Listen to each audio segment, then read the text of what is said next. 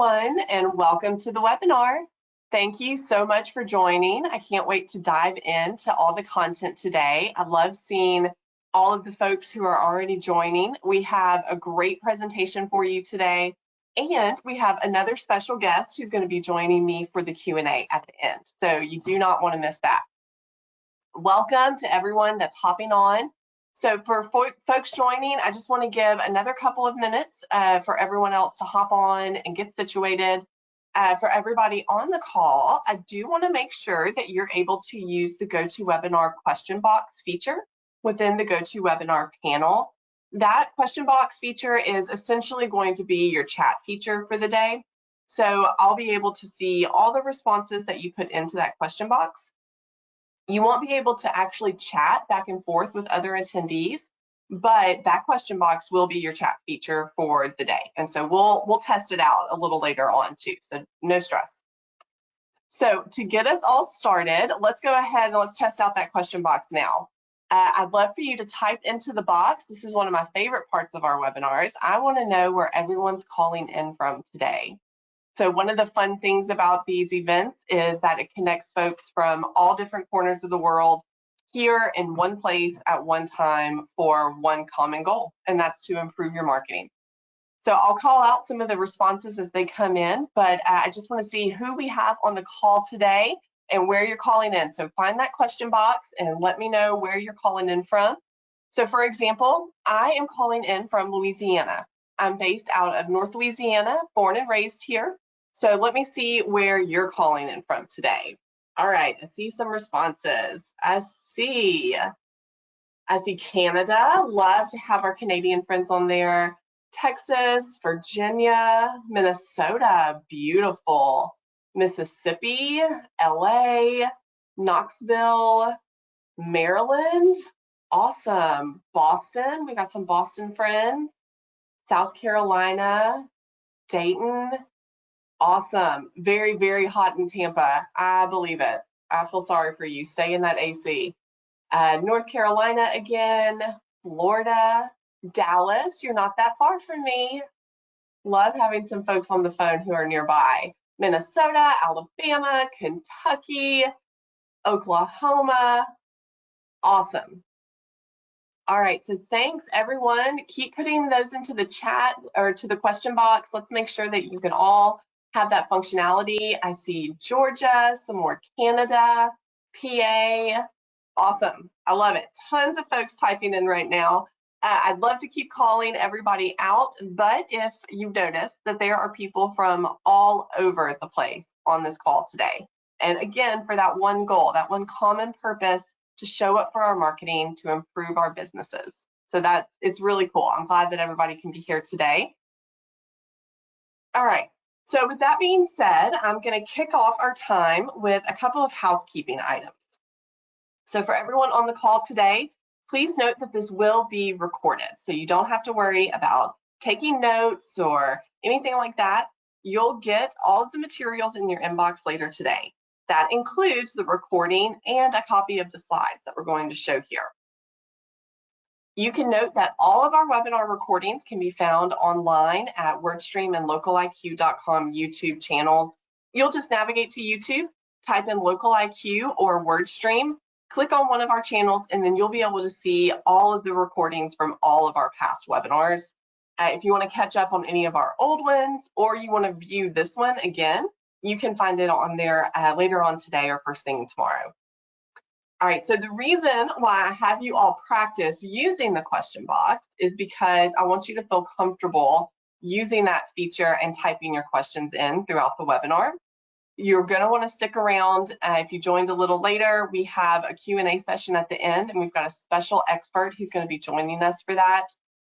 They're going to be taking questions at the end, all about digital marketing, all about AI, and it's in what feels like a very one-to-one setting. Even though we're on this call with hundreds and thousands of people, it's still a really unique opportunity to get your questions answered by someone who lives and breathes this every single day and has been doing it for years. So if you've attended any of our past webinar sessions, you know how much fun those Q&A are. So be sure to have your questions ready, or go ahead and throw them into the chat or that question box. See, I'm messing it up. as we progress through the slides. All right, so for everyone on the call, if you're a new friend or maybe you're joining us for the first time, I want to get us all on the same page around who Local IQ is. Some of you might already be working with us, and that's awesome. I love that you're here today. Some of you might be totally new, and that's great too. Some of you might be familiar with us through our thought leadership brand, WordStream by Local IQ. So that's a lot of names. How do they all fit together? Well, Local IQ is a fully integrated growth marketing platform, and it marries innovative tech that you can't find anywhere else and unparalleled expertise and service to give your business what it needs to thrive and prosper. So how exactly do we do that? Technology is at our core. Our platform runs on optimization technology and AI. It's informed by data from over 1 million campaigns that we have run, and you can't find that anywhere else. We've got all the tools you need in one place. So we give you everything that you need at your fingertips to make the daily task of marketing a lot faster. This puts time back into your day so you can focus on managing your business, managing your teams, rather than focusing on the attention to your marketing. And finally, we have been in the marketing game for over 15 years, which if you think about it, is basically the age of the internet. So we are not much older. We've been through it all. We've seen all the ups and downs and the shifts in the landscape and the platforms. And so we're here to tell that story to the benefit of your business. We're happy that you're here today. One thing that we're really proud of is that we are a premier partner with all major advertising platforms. This isn't something that's granted to just any marketing platform out there. It's really only given to businesses that display clear campaign success for their customers. We display thought leadership within the field and meet a rigorous set of requirements for each platform. So we work for those badges, and it's all for the good of our customers. All right, a little bit about me today. If you're new, I'll be your webinar host and facilitator. My name is Katie.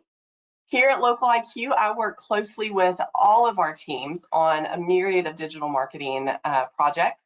For the last 10 plus years, I've worked in one capacity or another in digital marketing, equipping sales teams, agencies, individual business owners, you name it, with what they need to succeed.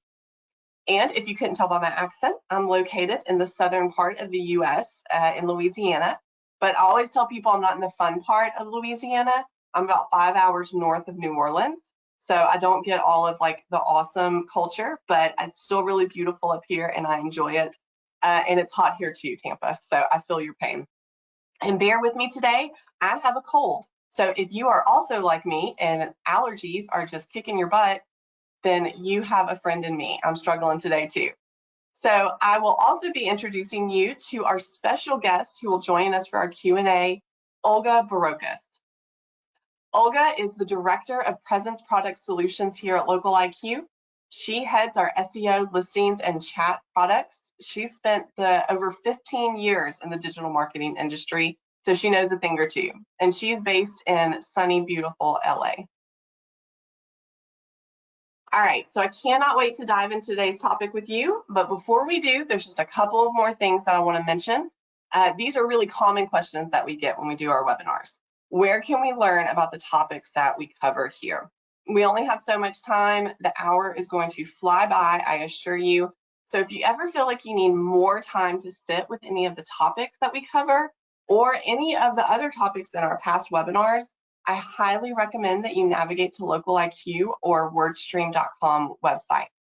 We cover everything in these webinars in depth and over there on those sites, as well as on our social media channels. So be sure to follow us there. We share out notifications for future events. So if you want to join more webinars in the future, definitely be sure to follow us and turn on your post notifications.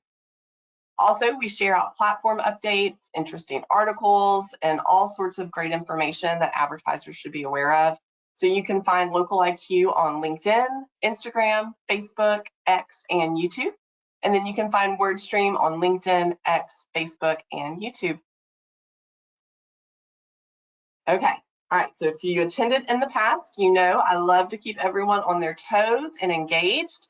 So to warm you up on the topic today, I'm going to hit you with a quick pop quiz. So find that question box again, and I want you to type in what has been your biggest challenge with AI or AI search results specifically thus far. I'll call out some of the responses, but I just want to get a quick pulse check from everybody on how you're feeling about the topic. I think one of the things that's been a challenge for me is that it is changing constantly. And it's probably a challenge for everybody, not just search and search engine results pages, but just AI in general. Feels like every time I open up an article or just even open up my Google page, there's something new and different that I'm seeing there. So you're constantly trying to stay on top of all of the trends. All right, so find that question box, type in, let me know what is your biggest challenge with AI or AI search results so far. Let's see. Finding the time to try it out and see all that it can do. Yes, I 100% agree with that. There's so many tools out there that do the same thing. Yeah, it's hard to know what's the best option. They all kind of feel like they're doing the same thing and competing against each other.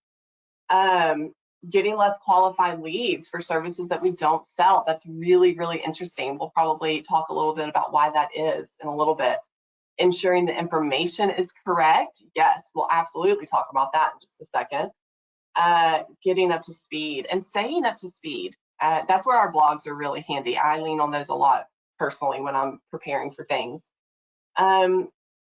Starting to learn more about AI, so just trying to determine how it can help. I think a lot of business owners are in the same boat.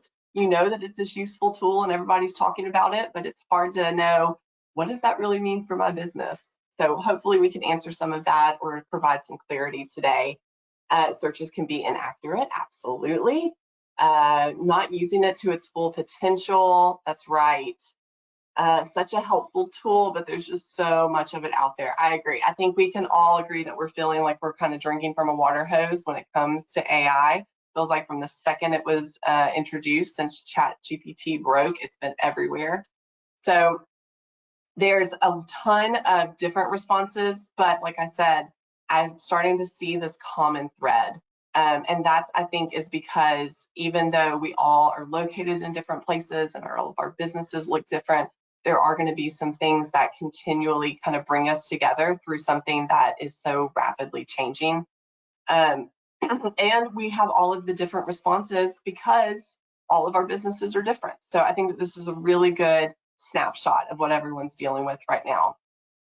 So as we're going through this, we'll cover some of these questions, some of these topics. We'll poke fun and bring some clarity to some of this. So buckle up and let's go ahead and look at what we have set for the rest of our time together.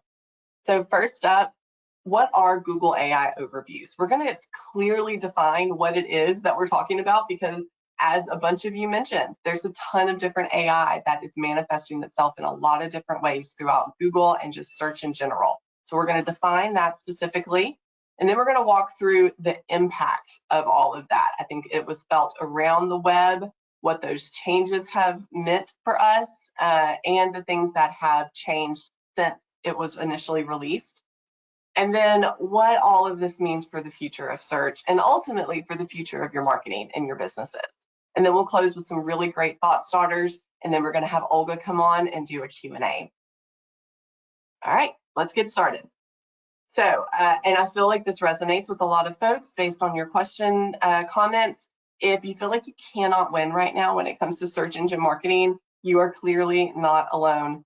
Followed by months of major algorithm updates, in June, Google more widely dropped AI overviews.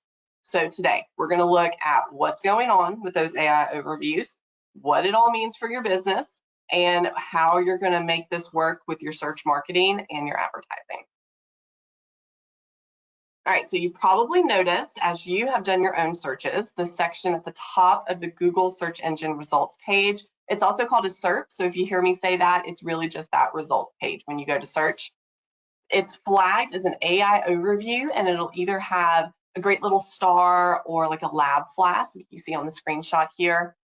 This new section, it takes up the majority of the prime SERP real estate above the fold. It's AI-generated answers to search queries. And how it does this is Google compiles and combines results from across the web, as well as its own knowledge graph data. And so I think when it landed, it was rocking the boat, not just for SEO and PPC, but I think for the entire web. Everyone was trying to learn how to use this and how this was going to impact their search results, whether you're doing it for your business or for yourself. All right, so now that we're all on the same page on what those AI overviews are and what happened, let's talk through the ripple effect. So first, why do these changes even matter? It seems really cool, easy answers up top, but I think everyone's kind of starting to realize what's going on. So let's just all level set. So small and medium-sized businesses, like a lot of you guys, rely on search engine traffic for the bulk of their website traffic. So they build their acquisition strategy around what's called the marketing funnel. I'm sure a lot of you have heard of it. It has 4 stages. So there's the top of the funnel, which is awareness. This is where potential customers are going to search for solutions to their problems, and they're going to come across your website in an ideal world, since you are providing the answers to their questions. And then, let me back up. All right, so then you've got middle of the funnel. This is more the interest stage, where they know of you and they're showing interest in your services, but they haven't maybe committed just yet. Then we've got bottom of the funnel. This is desire. This is where they are ready to make a purchase. And then all of those 3 stages culminate, all roads lead to the action stage. That's where the buyer decides to make a move forward with your business. Each stage has different keywords associated with it. So for example, with top of funnel keywords, you're going to focus mostly on information because you're answering those questions for people. And then bottom of funnel, you're going to be focusing on purchase intent because you're trying to continually push them to an action. So a standard marketing strategy will usually account for all of these stages of the funnel. The marketing plans to create assets, so they'll have things like articles or case studies and landing pages for each of those stages. So for example, let's say we have a small retail business that specializes in eco-friendly clothes. You can see our little graph t-shirt up there. That means they're eco-friendly. So let's say that this is our business, and this is how we're going to build out our strategy based on the funnel. We're going to start by creating a blog post, something like top benefits of wearing eco-friendly clothing, or how to reduce your carbon footprint. So this will then they'll display customer testimonials and links to case studies on those articles. So you're continually pushing them down the funnel into that interest section. Then you'll add links to maybe your latest collection of shirts on those case studies and testimonial pages. So then you're creating that desire. And then again, it all leads to hopefully the action where they can purchase your eco-friendly clothing. So that's under the standard path. Now a user will search a question about your eco-friendly clothing or maybe a question about carbon footprints. And instead of taking the journey that we just described through that standard funnel path, they're met with an AI overview. They get a quick answer and then they can leave the page. So with Google answering these questions, our retail business in this example stands to lose an entry point for its website and maybe a major entry point depending on how you've built your strategy. And so now they may need to redesign their funnel. So you can start to feel the pain. If you weren't feeling it already yourself, you can start to understand what this shift in behavior means for businesses. So this goes for all other SMBs, not just a business in our example. It goes for any business that's building a content strategy or any of their strategies around that typical funnel. So it means that the AI overviews by Google may force you to take resources away from some of that top of funnel content and put them somewhere else. So hopefully maybe to an area that gets you more return, which we'll cover here shortly. I won't leave you hanging. So this affected all of us in the PPC and SEO game. Really, anyone that had a website was going to be impacted by this. Gartner has predicted organic traffic will fall 25%, with some industries already seeing much greater impacts. So industries like B2B, tech, home services, or any other industry where the consumer may have a lot of questions as part of the buying process, that's where you're going to see a lot of that impact. because the AI overviews are diverting that traffic, since it's answering the questions on the SERP when the people previously would have had to maybe click into a site to continue their research. And that's when you would have presented them with all of that extra content to push them down the funnel. So additionally, this throws off many of the best practices for search marketers and advertisers, the things that we've kind of come to rely on for years. So like content marketing has become much harder. The SERP has been getting more competitive and challenging for years. This is nothing new, but it's forcing businesses to increase their ad budgets to get in front of people. That was sort of the typical change. So AI overviews now could reduce clicks to organic links even more dramatically than the ad heavy SERP days did. Not to mention, like some of you called out earlier, the AI overviews were a little questionable in those early days. As some early studies have noted, the sites that Google sources for AI overviews aren't necessarily the same sites that earn strong organic rankings over the years. So some of these sites have spent years building up their organic rankings, but for whatever reason, we'll get into that, they're just not showing. So in some cases, these sources that were ranking weren't even in the top 100 results, but now they're on the top of the page. So that points to one of the larger consumer-centered problems, the quality of the information given, which you guys called out earlier. So this example on the screen shows results cited for a health query, how to go keto. One of the sites featured is a small e-commerce website that doesn't include text that was highlighted in the overview, and the links to the homepage, and it links to the homepage of the e-commerce site. So that's probably not what the person was looking for. If you're Googling how to go keto, you don't want to be taken to an irrelevant e-com site. So you can tell it was a little rocky in those first couple of days, and you all probably experienced it firsthand. So what does that mean for the future of search and ultimately for the future of your marketing and your business? So we have 3 predictions of where this might lead and what you can do about it. So one of the first things that this means, and this is sort of obvious, is that both Google AI overviews and search have a bit of a quality and reliability issue right now. They got it dinged in their reputation. So you can see a result here that went viral about a dog playing in the NHL, which didn't happen, spoiler, and dozens of articles published from the early days of the release of AI overviews, compiling all the crazy responses people were getting from search queries. So what this means is as trust erodes, people may start searching elsewhere. So this, which will slowly trickle down and start to hurt performance for advertisers and maybe further reduce organic traffic to websites. So you can see how this is a bit of an issue. But calm down before we grab our pitchforks and go after Google. They have managed to course correct fairly quickly. So back in May, they did the limited release. AI overviews accounted for 15% of queries. Then it dropped down to 11% at the beginning of June, which you can see on the left side of the screen. So now all the way over to the right at the end of June, you can see it dropped down to 7. You can also see in the middle, there were a couple of times where it spiked up and down. So this pretty well represents the back and forth that we're seeing as Google continues to tweak and improve the feature. You can always count on Google to constantly be changing, and this is sort of a representation of that. But overall, AI overviews have remained fairly stable across verticals. So they're presenting less for queries, but it's not like some verticals are having a huge increase. There are a handful where it has dropped a little more significantly. So for example, education queries, they dropped from 26% to 13%. That's how often the AI overviews are being served.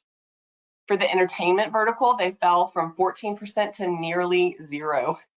And for e-com queries, they decreased from 26% to 9%.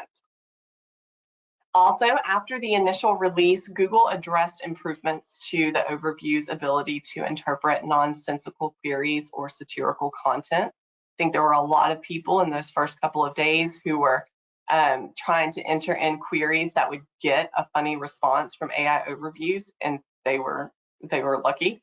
So according to Google, the vast majority of overviews are actually accurate, and searchers are using them as a jumping off point to visit web content. So according to Google, they're maybe not jumping off of the funnel the way that we initially thought that they would.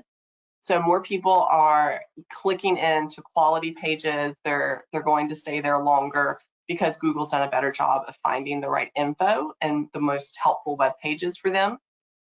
This is coming from Google, so I've had this experience. Some searches are really productive, some are not. Some I click through to the sites, some I don't. I'm sure we all have similar experiences. So next up, we're going to see that organic traffic from Google will decline. So there's a few reasons why your organic search traffic will see an impact from AI overviews. So to start, top ranking organic results will now be further down the page. Like we said, the AI overviews take up above the fold. That's that first part of the page. So unless your site ends up in the overview itself, your potential customers will likely have to scroll further down below the fold to click directly onto your organic listing. Secondly, inaccurate results may also cause a decline in traffic. Like we talked about earlier, AI overviews had some unreliable early days and some pretty funny responses.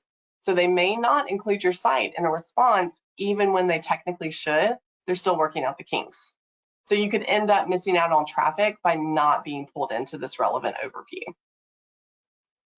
Further, providing more thorough information directly on the SERP makes clicking off to a specific page less likely. We talked about this just a second ago. The typical user previously would have clicked into a few pages from the SERP. They would have done further research based off of that one query. Now they're a little more likely to find everything they need in that overview, and they're not going to have to click over to other pages. So I think that it will vary based on the searches and with the changes that Google continues to make. So we discussed earlier that for the average business, organic search traffic volume is predicted to drop as much as 25% by 2026. What makes that a little bit worse, adding insult to injury, is that 79% of consumers expect to use AI enhanced search within the next year. So more people are going to be using AI search, and 70% of them had at least some trust in generative AI search results. So more people are going to use it. Search is growing.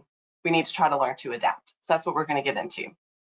A very important caveat here, I've said it a couple of times, is that Google's constantly changing. So while organic traffic volume might be down today, and these might be the numbers today, the new release could increase the volume or have other positive impacts. But it is not all doom and gloom. There are still ways to be successful on Google and in digital advertising. So you can overcome the dip and put your business in a stable position no matter what updates are coming out. Because like we said, Google's always changing. So first, a good best practice is to refine your ad copy and leverage those unique selling points. Anything you can do to make your ad copy more compelling and directly address the user intent is going to help you stand out among generative summaries. You're going to want to highlight your unique selling points, the things that make you different, because these are things that are not easily summarized by AI. Next, optimize your landing page. This is a best practice across the board, no matter what changes, what publisher. Ensure your landing pages are optimized to retain people on them and to convert users who click through from their search ads.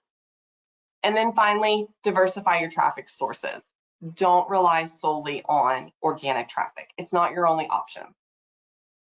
And speaking of diversifying, because of the dip in organic traffic, your digital strategy might need to look a little different. Specifically, you might want to look at adding more marketing channels into your audience. So to make up for any traffic losses, you can start to consider what other channels you could lean into to consider to grow your business online. Like we said, search is not the only option. So this is not an exhaustive list that's up on the screen, but it is some of the most common things. Everything from local SEO, which we'll talk about more in just a little bit, social ads, email marketing, OTT, CTV, other display tactics. If some of this is gibberish to you, head on over to our blog. We have tons of resources that help explain it. There's a lot of different options to consider. But remember, no two advertising channels or platforms are going to be created equal, just like no two businesses are the same. So what works for one business may not work for you or your target audience. So just think about what makes sense for your business and your goals and your customers as you're looking at how to diversify your channels.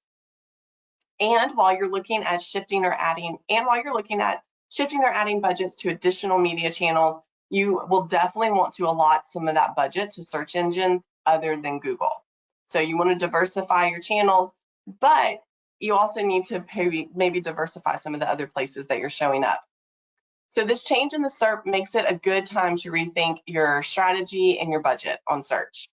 As organic traffic dips and content marketing and SEO best practices shift, you can increase your paid search budget to keep your lead flow strong. So you've got that option, and you can make adjustments to maintain that ROI. So for example, here, cost per click is a measure of how much you're charged on average for a click on your search ads. So cost per click can vary on a myriad of things. It can vary based on your bidding strategy, your click-through rates, industry, your competition, so much more. But you can see average CPC per industry from our annual benchmarks report here on the screen. Having benchmarks like this is going to be really important to help you evaluate your approach to search. Having these details and this data is going to be key to figuring out what your next move is. And so this report, our benchmarks report, and other reports like it in the space have consistently revealed that CPC and all other search ad costs tend to increase over time. That's just a general blanket statement. So you can see that the cost per lead, or CPL, took a particularly large jump this year over last year. So that trend remains true. You can counteract that with smarter optimization and technology, like what we offer through our platform, making sure that your campaigns are operating at the highest efficiency for your budget, showing to the right people. You can move budget to higher intent keywords and placements, or there's a ton of other adjustments that you can make. There's a lot of levers to pull to make sure that you get that great ROI. And then again, definitely look at other publishers, not just Google. So while it can be easy to get preoccupied with individual platform performance, especially a platform as large as Google, expanding your business's reach by running ads across multiple search engines is a way to get maximum overall ROI. So that's how you're going to maximize your budget, and you're going to offset any sort of potential cost increases. So for example, we found through our own data from our US-based Local IQ campaigns that both cost per click and cost per acquisition were significantly lower in Microsoft Ads. Remember those? Yelp is also another really great option, and they are expanding their ad options based on a lot of these changes that we're discussing. So there's other publishers to consider. The next impact is the increased importance of SEO. We mentioned it just a little while ago, but it will look a little different. It's not the SEO that maybe we're all used to. So while the changes happening over at Google seem a little scary, especially after walking through some of these numbers and these results, local SEO is still a safe bet, and it can help transform your business after you're continuing to drive organic traffic to your site. So before the introduction of the AI overview and continuing today is the evolution of the search page. It's not just a search engine anymore, but it's more of like an answer engine. So this evolution, much like the AI overviews, it doesn't have to equal bad news for your business. So you can see from the screenshots here, this is just a standard search results page that I pulled up. There are multiple ways in which Google attempts to answer the initial query about how to fix a leaky sink, I think, or just a leak. So all of these ways equal more real estate for your business to appear. You can see there's local services ads, there's the AI overview, there's the people also ask section, and when you open up those arrows, you'll see organic results that are visible for people, and then videos. So that's just a portion of what my search showed. There's a lot of other different options. Not to mention, local searches have a high volume, so that further increases your opportunity to show up when someone's searching. 21% of US consumers search the internet for local businesses once a day. 32% do it multiple times a week, and 24% do it at least once a week. So there's a lot of searches going on for local businesses. So optimizing for local search for those near me, people looking for your business in the moment, it's going to allow you to tap into that market, and it's going to open up a whole new channel for organic traffic. So you might be asking, how is it that earlier we talked about user behavior changing with this new technology, yet people are continuing to search for services near them? That's easy. That's because people want instant gratification. I know I do. We want quick solutions. So now that it's easier to find relevant local information on the go, people are going to use their phones to search for anything and everything. This type of behavior results in the high search volume for local keywords, and it further proves the point that local SEO will be a worthwhile investment. So we talked about how it's going to look a little different.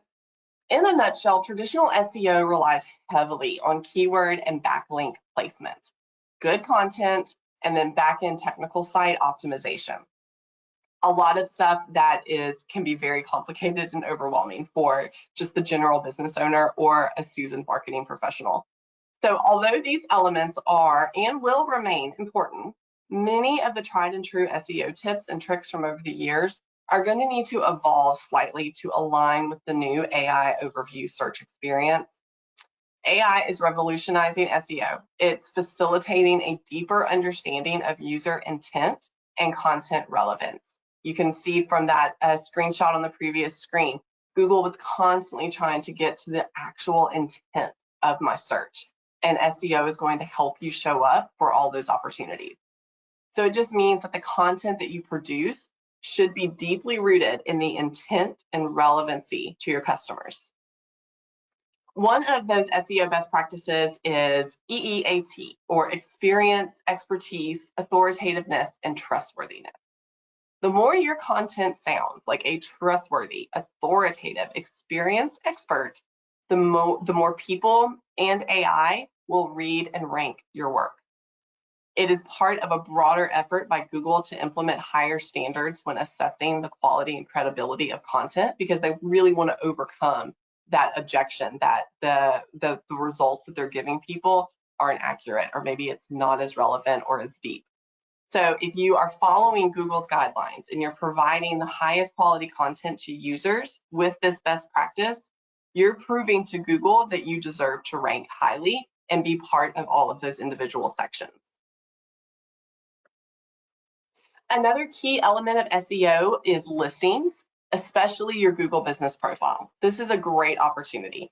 It highlights your most important features, hours, locations, reviews, and it helps you show up in the search and map results. You've probably seen it before when you're searching for a business yourself. When you search or type in a business, it shows up in the map pack or on that right-hand side of the search results, so it has great visibility. These listings are often created automatically, but you can go in and manage them to ensure that the information is accurate, and you'll have a lot more control over what's shown to searchers. For example, you can see here to the right, Days Coffee and Espresso. This is a business that their profile is managed by themselves. So they have all of the details: website, reviews, category, hours, phone number, location, and the types of services. So people can understand really important information at a glance and then get to the business really quickly. All right, so we flew through all of that information. So now we're going to package it all up, and I'm going to give you the basics to walk away with. So these are the things that for you to start thinking of as you apply it to your own business. First, don't give up on SEO. I think we beat that drum pretty loud on today's time. It is going to continue to be a major marketing channel, so be ready to pivot your strategy accordingly. Start exploring other marketing channels. Make up for any traffic loss. Consider social, video, paid search, or any of the other options that we went over. And then focus on building your brand. This is probably one of the most important things. Establish your brand in a cross-channel marketing approach to make your business more visible and more recognizable.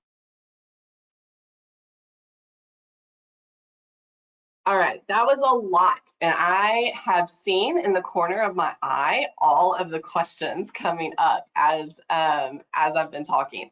So there's a ton that are still going. Across your screen right now is a poll that we've launched. And if you feel like you want to have a deeper conversation about your digital marketing and what this shift means for you, we can help you. We can have someone have a very one-to-one conversation and go over your specific businesses. So that will stay up for the remainder of our time together. Click yes to that poll to get a free digital assessment, and that's going to be customized to your business. So again, saw a ton of questions coming through, and I still see them. This is really exciting. So this is your chance to get any other questions that you have answered. Go ahead, start putting them into the chat. That poll, again, is going to stay up. So you're not going to see my face. You just get to hear my wonderful voice. What we want you to do is just sit back, relax. This is now like the audio portion of the webinar, and I'm going to start going through those questions, and I'm going to have Olga come on and join us officially, and we'll start walking through some stuff. Olga, how you feeling? I am great, Katie. Thank you so much for having me, and thank you for hosting this webinar. I mean, there's so many interesting nuggets and so much great information that's been shared. Oh, thank you. Thank you for all of your help. So while we let everyone start entering their questions into the box, I wanted to bring you on. Thank you so much for joining us. And then I wanted to hit you with a couple of questions. So Sure. You live and breathe this every day because you specialize in online presence. So what did you see from Google as this update was released and in the days that followed? Sure. So, we knew that Google has been testing this for a little while, and we had seen snippets of it here and there. But when it was released, I think the first month or so, things went a bit wild, right? Users were really pressure testing the tool, and that's when you saw all of the early flaws. And, as you shared, though, it feels as though Google course corrected pretty quickly, right? And their recent surveys actually show that user feedback in regard to AI overviews have been very positive, right? People have higher satisfaction with their search results. They're asking longer, more complex questions that they sort of know Google can help answer. And that last part is probably the piece that's most interesting to me, because it feels as though within a very short amount of time, Google has really made a big impact on user search behavior overall, right? So as consumers, we know now that Google is going to give us an answer if we ask for our question in just the right way. And so our questions are becoming longer and more complex. And I think it also feeds into a little bit of the instant gratification that we are all now sort of expecting to have as consumers. So we want that answer right in front of us right away. We don't want to have to click through into multiple different websites to get that answer. So it really feels as though Google is definitely cementing themselves as this answer engine, right? Now more than ever, because it's giving you the answer. It's using all the hard work and all the content that these businesses and these other websites have, created on their own, and using that to surface it within their own search engine results. Yeah, I would completely agree. I feel like Google is just constantly changing like they always do. So that's like the one thing that you can count on. And speaking of those changes and those shifts, we talked a little bit about the SERP shifting. So what is standing out to you as the biggest takeaway from the shift in AI and what it's brought to the SERP? Sure. So I think, again, it kind of lends itself to Google has really evolved, right? It started off with you ask a question and maybe you'll get a couple sponsored results and the organic results below. And now in the screenshot that you shared, right, there are so many more different types of results and modules that show up. More and more videos are showing up, images. Those people also ask boxes, maps, featured snippets, reviews, right? There's so much more content that is now living and breathing within the search result page itself, that's what's contributing to the decrease in traffic, right? It's that people no longer have to click through in order to get those answers. Now, I think the important thing to note is that this is still an opportunity for businesses, right? Google has to get their answers from somewhere. It's not just getting it out of thin air. And the volume of questions and the types of questions that exist are just, growing every day. They're unlimited. So I think the best thing that businesses can do, big or small, is to continue to evolve, to really try to cement themselves as authorities and experts in their fields, right? Create content knowing the types of results that are featured Mm-hmm. for folks who would be looking for their business, and make sure that you're creating content in a way that would make it more likely, right, for Google to pick it up. So not just content for your website, no longer just a blog, but see, hey, am I getting image and video results? Am I getting people also ask boxes showing up for, the types of queries that folks would be putting in to find me? And create content that is kind of aligned with those types of results. So it's So, making businesses have to work a lot harder. well, and given that response, one of the questions put into the chat was that because because of the changes in the overview, do we think that it's best to only run PPC if you're a service only company? But from what I'm hearing from you, there's a lot of opportunities out there regardless of the industry. Is that right? Yes. So I think what's most important is to kind of see, are you a local business with a kind of a finite local area and only a limited set of services? Whether you are a small local SMB or you are a larger enterprise brand with a ton of different types of services, you still have to do, I think, your due diligence to determine what kind of results are showing up when I would expect people to find my business, and then create content sort of adhering to those results. So for local SMBs, right, you mentioned that Google Business Profiles are more important than ever, and I completely agree, right? It is very important to make sure that you are optimized, you have all of your content on there, you have your videos, you're creating social posts, Google posts. So there's a lot that I think businesses need to do for each and every type of tactic now, right? Mm-hmm. It's just more complex, unfortunately, than ever, right? And it does take a lot more time because Google will no longer reward thin content that is just kind of a regurgitation of what already exists. We have to work harder than ever to create good quality content that is user first and really establishes ourselves as authorities in the field.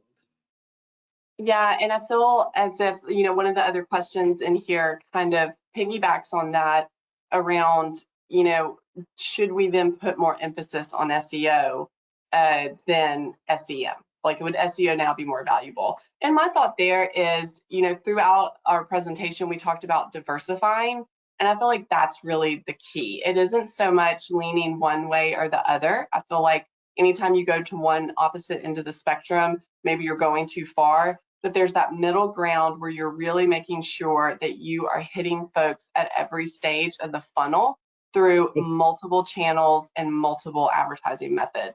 Is that what you see with our customers too?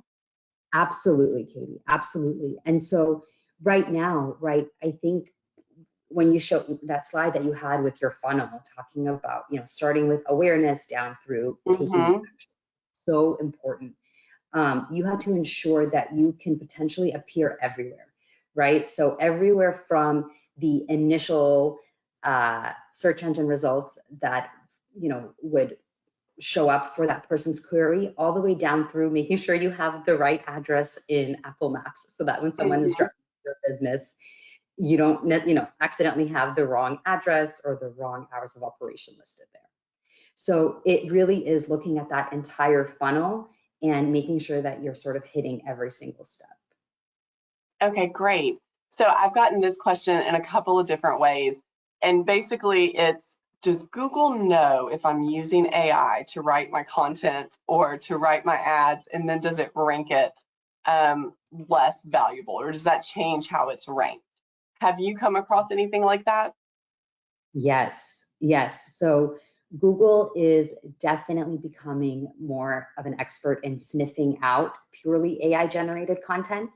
So Mm-hmm. it wants to reward businesses that are truly creating content that is adding something new to the industry, right? And I know it's difficult to do that depending on the field that you're in, but Mm-hmm. it's not enough to just, go to ChatGPT and type in a query and copy paste that onto your website. You have to make sure that it is being infused with you as the business owner's authority, right? And your own expertise, and ensuring that it is something that would be most helpful to a potential customer visiting your website, rather than something that an AI content tool just kind of spit out. I agree. It goes back to that being trustworthy and being approachable and making your content appear that way as well.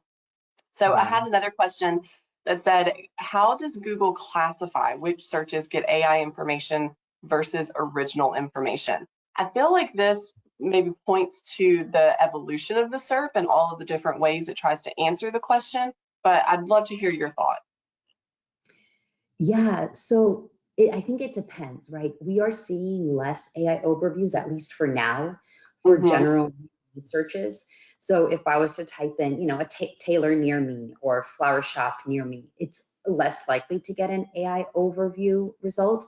I think Mm-hmm. AI are coming up more when there is kind of like a question to answer, right?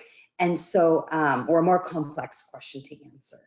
And so we'll see what Google does in the future, right? I have no doubt that their use of AI is going to continue to evolve within the search engines.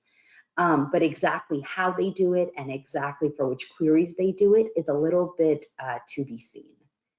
Okay. We know that a lot of the businesses we work with are local SMBs.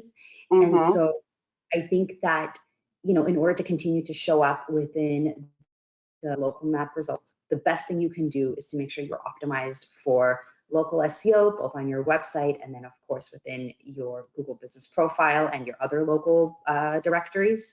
Where AI overviews will come into play is if there are slightly more complex queries coming up in regard to your business. That And was awesome. yeah. All right, well, thank you so much, Olga. Guys, we are coming up on time.